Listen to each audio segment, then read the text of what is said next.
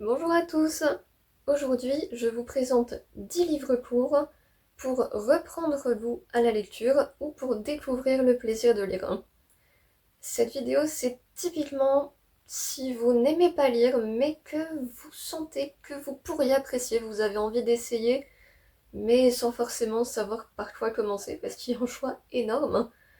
Ou alors, si vous aimiez lire avant et que là, ça fait un bout de temps que vous n'avez pas lu, et vous savez plus trop comment vous y remettre, hein. J'espère que dans ces conseils, vous allez trouver quelque chose qui pourra vous intéresser. Aujourd'hui, au programme, on a du contemporain, un peu de classique, on a, je regarde mes notes, du thriller, de la romance et pas mal de science-fiction. En ce qui concerne les autres genres et les livres plus longs, je ferai une deuxième partie sur ces sujets-là. Et je ferai aussi une autre vidéo consacrée à la littérature jeunesse et ado. Et là, aujourd'hui, on reste dans la littérature adulte. Donc, 10 romans courts sur ces genres-là. C'est parti pour le premier. Je les ai pas à vous montrer malheureusement parce que je lis beaucoup de livres que j'emprunte à la bibliothèque ou que je lis en livre numérique ou audio numérique. Donc le premier, j'essaierai de penser à vous l'afficher, c'est La nostalgie heureuse d'Amélie Nothomb. Celui-ci, c'est un petit livre qui est autobiographique en réalité, qui décrit un petit moment de la vie d'Amélie Nothomb. Il faut savoir que Amélie Nothomb, pardon, on est censé prononcer le B. Il faut savoir donc qu'Amélie Nothomb est née au Japon et elle y a grandi. Et dans ce livre, elle nous raconte son retour au Japon après 16 ans sans y avoir mis un pied. Et elle y retrouve des gens qui ont compté pour elle dans son enfance. Et elle nous raconte tous ses souvenirs heureux qui lui reviennent. Et c'est justement la nostalgie heureuse. Ces souvenirs qu'on se remémore et qui font du bien au lieu de nous rendre tristes. C'est très touchant, très humain. C'est dans les petites choses du quotidien. Elle nous raconte même les petits moments embarrassants, gênants, bien humiliants qui peuvent se produire pile dans les moments émouvants et qui ruinent tout. C'est excellent, c'est vraiment très humain. On se met super facilement à sa place. Il nous est tous arrivé des choses similaires, hein. Et il y a beaucoup, beaucoup d'émotions qu'on ressent qui sont... C'est très immersif, surtout dans la version audio. Et c'est celle que je vous recommande le plus. Celui-ci, donc, il est disponible en poche à 8 € et il fait 160 pages. Mais moi, je vous conseille surtout la version audio. Elle dure 2 heures à écouter. C'est vraiment très rapide, c'est immersif, c'est hyper agréable, hein. Et on passe au deuxième livre. Alors en fait, ce que j'ai à vous recommander, c'est pour les 3 premiers livres, des livres d'Amélie Nothomb, parce que je les adore. Je vous ai sélectionné les 3 qui m'ont le plus marqué. Je vous promets, il n'y en a que 3, après on passe à d'autres choses. Mais en fait, tout ce qu'elle écrit, lisez quelque chose d'Amélie Nothomb, c'est court, ça va vite, c'est passionnant. À 2-3 exceptions près, voilà, je suis tombée sur 2 que j'ai pas aimé, mais la majorité c'est hyper prenant et rapide. Donc le deuxième, je disais, Riquet à la houppe, toujours d'Amélie Nothomb, évidemment. Riquet à la houppe, c'est un livre où on suit Déodat de son enfance à quand il devient adulte.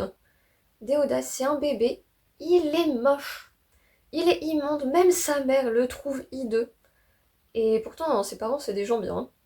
Mais horrible, vraiment, on est à un niveau, on n'est pas loin d'un monstre, hein. Mais il est très intelligent.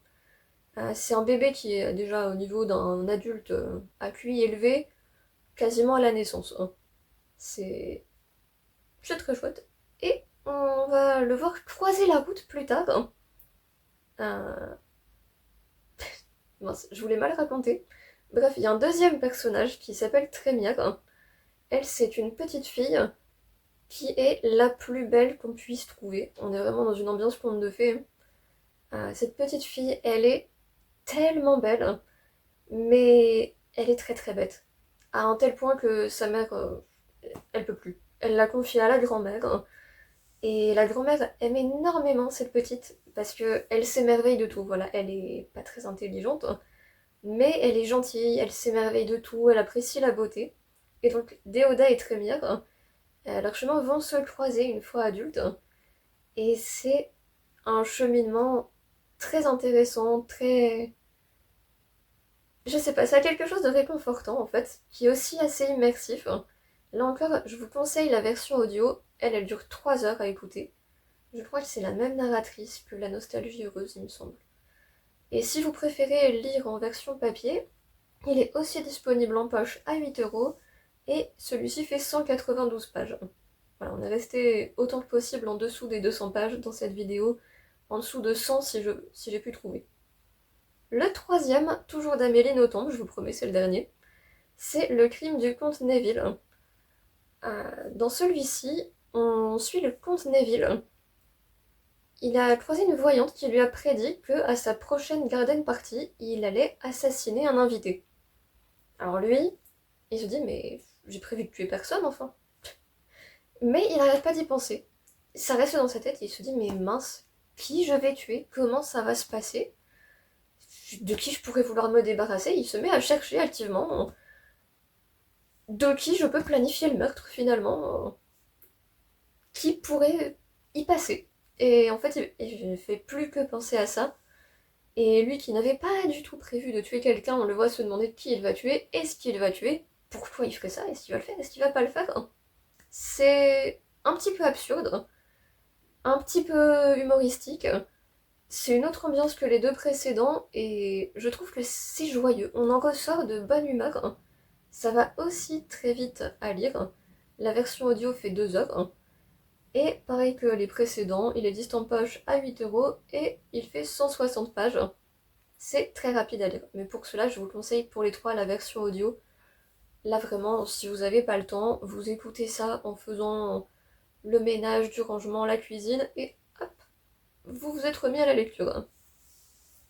On passe à la suite et à un autre genre. Là j'ai deux classiques dont je veux vous parler. Je sais que les classiques c'est pas forcément par là qu'on attaquerait, hein. Ça rappelle des mauvais souvenirs d'école, des livres hyper ennuyants. Là j'en ai deux que j'ai trouvé passionnants.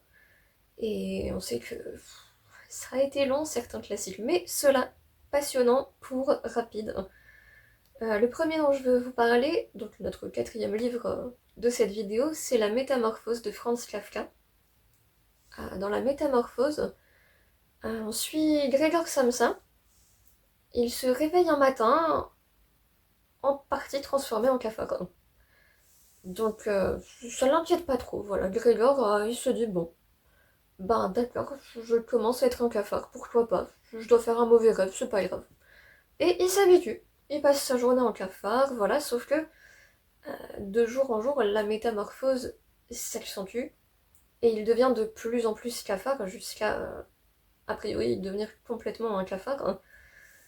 Et on le voit, c'est un peu tout le drame de cette histoire, hein.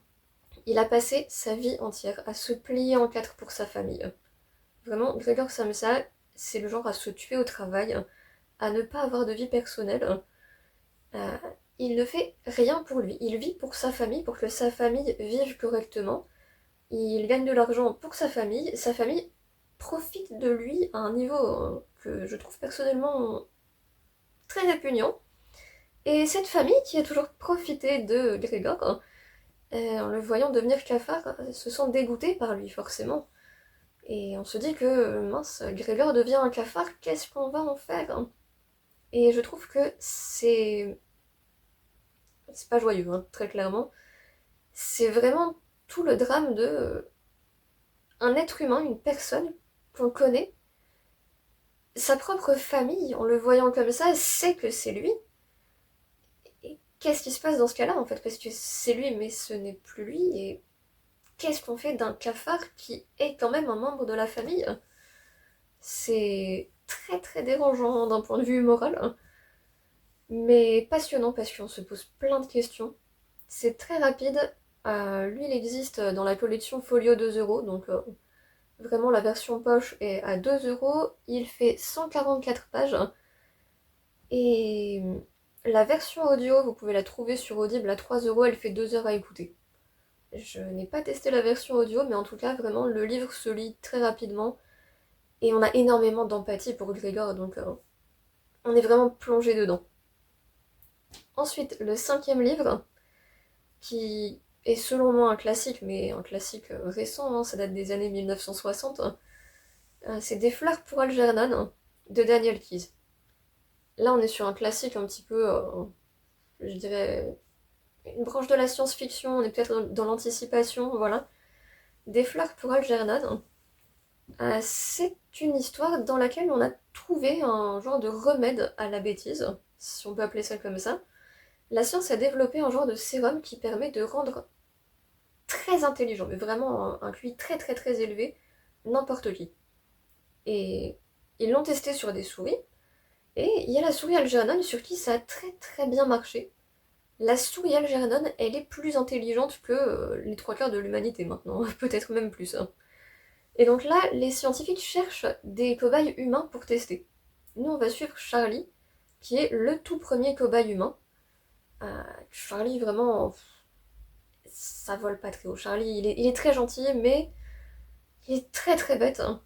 Il a une vie pas évidente, les gens se moquent de lui pour sa bêtise, et lui, il s'en rend même pas compte. Hein. Tout le monde se moque de lui, et lui, il croit que c'est de la gentillesse, on s'intéresse à lui. Et il a quand même envie de devenir intelligent, parce que il se rend bien compte que ça coince un peu des fois. Donc quand on lui propose ça, il accepte, hein. Il prend le traitement, il devient plus intelligent petit à petit avec le temps. Et c'est cette évolution qui est passionnante parce que forcément, il va commencer à se rendre compte que les gens autour de lui sont d'une méchanceté incroyable. Hein. Il va commencer à comprendre énormément de choses et ce qui est intéressant, c'est toute une réflexion sur le lien entre l'intelligence et le bonheur, par exemple, hein, qui, bah, en général, si on se pose pas de questions, on vit relativement heureux. Enfin, évidemment, moins tous les soucis de la vie, mais par contre, les gens très intelligents qui se posent des questions tout le temps, ça peut effectivement plomber le moral si on réfléchit à tout ce qui va pas sur la planète. Hein. Et dans cette histoire, donc, il y a un moment où on se rend compte que, oups, Algernon est morte. Enfin, mort parce que c'est un monsieur souris, je pense. Donc, le traitement a rendu Algernon très intelligent, mais l'a tué. Et Charlie, dans tout ça, on se dit, mais ça va le tuer aussi, lui, alors hein. C'est hyper humain, c'est une réflexion sur, comme je vous le disais, sur l'intelligence, le bonheur, les relations avec les autres. Est-ce que c'est possible d'avoir des vrais liens avec d'autres au-delà d'un niveau superficiel? Est-ce que ça vaut la peine d'être très intelligent? Voilà, il y a plein de questions à se poser. Vous allez trouver la version roman, je pense, à presque 600 pages. C'est pas celle-ci que je vous conseille, vraiment. Je sais pas ce qu'ils ont fait dans cette édition augmentée. Mais moi, je vous parle bien de la nouvelle d'origine, qui est trouvable. Non, je l'ai pas trouvée, en fait, je l'ai trouvée qu'en audio. Voilà, donc la version audio fait 1h26, c'est le texte complet, intégral, hein, c'est pas coupé. Et donc voilà, la version audio, 1h26, 9€.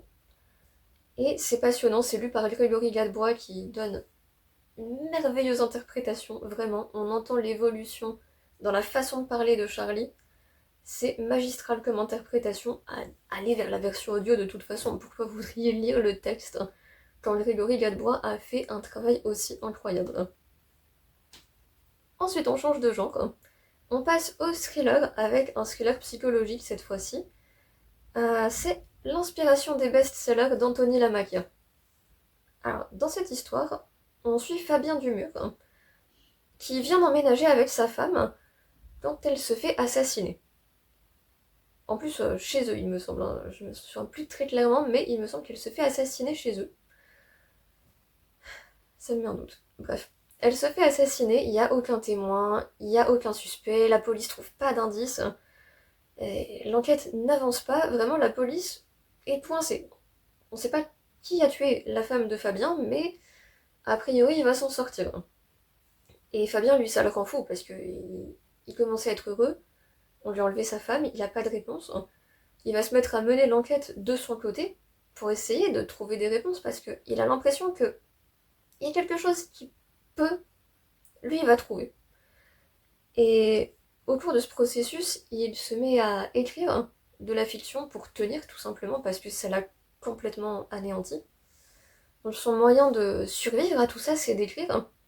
Et entre les moments où il enquête et les moments où il écrit, tout finit par se mélanger, il sait plus ce qui est réel, ce qui est inventé, on a l'impression de le voir sombrer dans la folie petit à petit. Il se passe des choses et on se dit mais est-ce que son esprit les a inventés? Est-ce qu'il est en train de faire un cauchemar réveillé? Qu'est-ce qui se passe? Est-ce qu'il devient fou? Est-ce qu'il y a du surnaturel dans cette histoire? Et on se pose la question tout au long du livre, on est vraiment dans une ambiance de cauchemar. C'est oppressant. On n'arrive pas à distinguer ce qui est réel de ce qui l'est pas. Et la révélation de la fin, bon, personnellement, je l'avais deviné, j'étais très contente. Mais on se dit, waouh, c'est vraiment, vraiment bien fait. C'est un livre que je n'ai pas pu lâcher une seule minute. Je l'ai terminé en une journée alors que je suis un escargot. Moi d'habitude, je commence un roman, j'en ai pour une semaine, voire un mois, voire 2 mois. Ce livre-là, je l'ai lu en une journée. Je l'ai ouvert, j'ai pas pu le poser, il fallait que je sache. Il est en auto-édition dans un format semi-poche à 12 € et il fait 160 pages. Mais 160 pages, des petites pages écrites assez gros, et c'est passionnant. On peut que tourner les pages et on veut savoir. Voilà, je vous le conseille. Je pense que d'ailleurs, si vous voulez en retenir un seul de toute la liste, c'est celui-ci. C'est vraiment celui qui vous happera le plus et qui vous empêchera d'en sortir. Ça, pour vraiment retrouver le plaisir de la lecture, on fait pas mieux. Si le thriller est quelque chose qui vous intéresse. Et si jamais ce n'est pas le cas, la prochaine recommandation, celle-ci, je l'ai à vous montrer. Alors on est sur du beaucoup plus joyeux, on est sur de la romance. C'est Sans dessus dessous de N.R. Walker. La couverture française est immonde, je trouve, ça ne reflète pas du tout l'histoire. Donc ceux qui seraient en train de se dire oula, romance queer érotique, pas du tout. Restez, restez, on va discuter de l'histoire. Sans dessus dessous, c'est une romance contemporaine. On y suit Jordan, un bibliothécaire passionné de livres, hyper bavard, qui peut en parler pendant des heures et des heures. Il est gay, ça va. Il est introverti, ça va, mais ça commence à faire beaucoup. Euh, et là, en plus, il découvre qu'il est asexuel, en plus de tout le reste. Donc, il découvre seulement ce que c'est, il est en train de paniquer, parce qu'il n'avait pas besoin de ça en plus, franchement. Et Jordan, donc, tous les soirs, en rentrant du travail, il prend le même bus que un inconnu qu'il trouve particulièrement charmant et sur qui il a un crush depuis un bout de temps. Et quand il s'inscrit à un groupe de soutien destiné aux personnes asexuelles pour discuter des sujets en lien avec cette orientation, il se rend compte que le groupe est animé par son inconnu du bus sur qui il craque depuis quelque temps. Et ça c'est vraiment chouette, c'est adorable. Euh, on a donc un bibliothécaire, pour les fans de lecture c'est génial, on a un informaticien, ça change un peu le profil. Et donc Hennessy, l'informaticien, va aider justement Jordan à s'y retrouver dans toutes ces nouvelles choses qu'il a du mal à comprendre. Et il va l'aider à accepter qui il est sans avoir à se stresser, à paniquer. Et finalement, c'est une romance adorable. Il y a que du positif et du joyeux. Ça réchauffe le cœur. Voilà, vous me voyez sourire, j'ai envie de sourire rien que en repensant à l'histoire. C'est... Alors déjà, si jamais il y a des asexuels dans ceux qui me regardent, franchement, le rêve absolu, vous trouverez pas mieux. Alors bon, pour certains, il y a un petit peu trop de pédagogie, mais en même temps, la majorité du monde ne le connaît pas, donc il en faut un petit peu, et Jordan ne connaît pas, donc logique, il découvre. C'est vraiment très réconfortant, c'est une romance adorable, il n'y a rien de toxique du tout. Ah bah d'ailleurs, en plus, Hennessy lit des fleurs pour Algernon, hein. Voilà, il a bon goût, je dis ça comme ça. C'est adorable, il y a une équipe aussi, je sais pas comment on appelle ça. Ah, je sais plus parler. Bref, il y a tout un tas de personnes dans le bus qui en plus essaient de suivre l'histoire alors. Est-ce qu'ils vont être ensemble? Est-ce qu'ils vont pas être ensemble? Qu'est-ce qu'il y a de nouveau? Et vraiment, ces gens dans le bus sont adorables. Il y a une petite communauté qui se forme comme ça. C'est réjouissant du début à la fin. C'est une romance vraiment rapide, légère, voilà, c'est vraiment rapide, hein. Je sais pas ce que vaut la traduction française parce que moi j'ai écouté la version audio en anglais. Donc voilà, si vous voulez la version audio en anglais qui doit être assez rapide. Je me souviens plus de combien de temps elle dure. Bref, elle est excellente. Et ce livre-là, donc aux éditions Juno Publishing, il fait 320 pages, 18 €, ou alors vous pouvez trouver sa version numérique à 5,50 €. Voilà, pour ceux qui ont un plus petit budget. On peut se dire que 300 pages c'est un peu beaucoup, mais franchement, c'est tellement adorable. Et vous êtes pris dedans, vous avez envie de savoir, vous avez envie de continuer à vous réjouir. Et je vous le conseille. J'ai déjà trop parlé dessus, on va passer à la suite. Alors la suite sera beaucoup moins joyeuse, mais vraiment beaucoup moins. Là on part sur de la science-fiction. Je vous conseille Terre errante de Liu Cixin. Je sais pas si je le prononce bien, je suis désolée, je me suis pas renseignée avant. Terre errante, c'est pas joyeux. C'est de la déprime du début à la fin, mais dans une poésie incroyable. Euh, c'est un... c'est une histoire dans le futur très lointain de l'humanité, dans lequel le soleil est en train de devenir une géante rouge et menace de très bientôt engloutir la Terre. Le système solaire ne sera plus habitable, donc qu'est-ce qu'on fait pour sauver l'humanité? Là-dedans, le monde entier a réussi à se mettre d'accord. Alors bon, il y a des opposants, mais voilà, en gros, le monde s'est mis d'accord. Incroyable. Plutôt que de construire des vaisseaux sans trop savoir ce que ça va donner, et où on ne pourrait pas entasser toute l'humanité de toute façon, on va transformer la Terre en vaisseau spatial et on va la déplacer, tout simplement. Voilà, pour pas qu'elle soit engloutie par le soleil, on va lui mettre des propulseurs et on va la faire migrer vers un autre système solaire.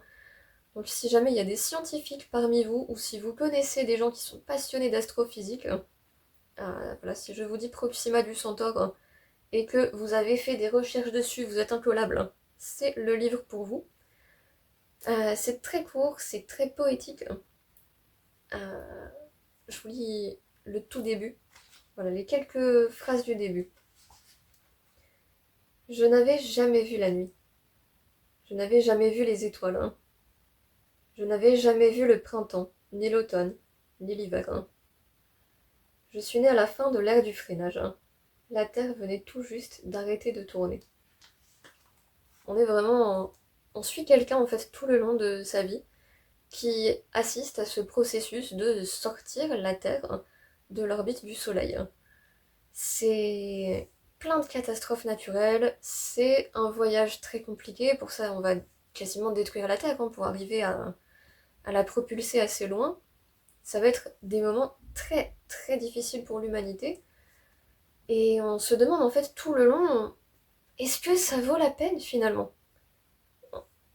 On est en train de détruire la planète, l'humanité a un peu perdu de son humanité, hein. Je sais pas si c'est la vision chinoise de l'auteur ou si c'est une vraie possibilité d'adaptation aux circonstances pourries. Mais moi, quand j'ai lu ça, je me suis dit, est-ce qu'une humanité comme celle-ci vaut vraiment qu'on la sauve? Est-ce que ce genre de vie vaut la peine d'être vécu? Et je pense que c'est fait pour qu'on se pose la question, en tout cas, en tout cas c'est à cet effet-là. C'est très rapide. Le livre fait 80 pages, 10 €, et sa version audio à 9 € fait 1h37. C'est vraiment très rapide. Donc pour ceux qui aiment la science, vraiment la science dure et qui voient de la beauté dans la science, c'est la science mêlée de poésie, déprimante mais qui fait réfléchir à des choses existentielles, tout ça de façon rapide. Vraiment, je vous conseille. La suite, je n'ai pas le livre à vous montrer parce que j'ai la version numérique. On est toujours sur de la science-fiction mais moins déprimante. Ça s'appelle Green Lady de AF. Cette histoire, c'est une sorte de romance dans une dystopie. On est sur de la science-fiction un peu plus légère. C'est une novella. C'est. Bah, l'autre était une novella aussi d'ailleurs, mais voilà. Euh, Green Lady, donc, c'est l'histoire de Monica qui vit dans un futur où la science est partout, les robots sont partout, et c'est pas très joyeux. Franchement, Monica, elle est solitaire, elle sort pas de chez elle, elle a pas de vie sociale, elle a pas de famille non plus. Sa seule compagnie, c'est Alice, son hologramme domotique.